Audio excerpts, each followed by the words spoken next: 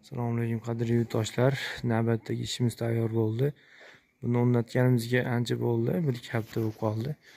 Endi qorong'i tushgani sababli ololmadik. Endi mana syomka qilyapmiz. Xudo xohlasa juda go'zal chiqqan zalatoy dubdan 2 qavat oyna shatlankalari bilan bo'lgan.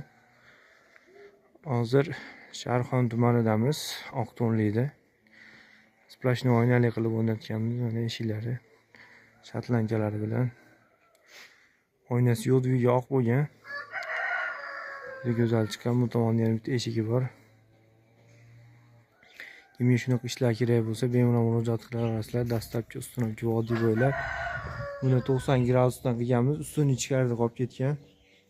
Ularimiz o'z zakaz qilgan, internetdan ko'rib 90 gradus deb chiroyli chiqdi.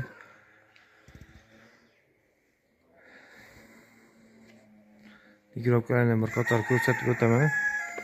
Mikroblar ham doimiydek go'zal.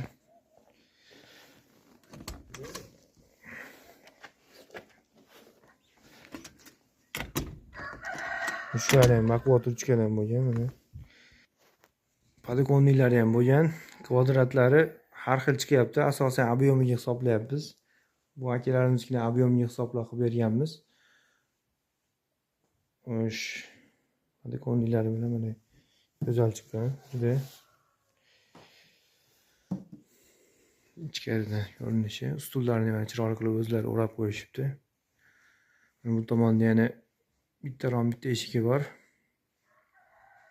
Oq oyna bo'lgan.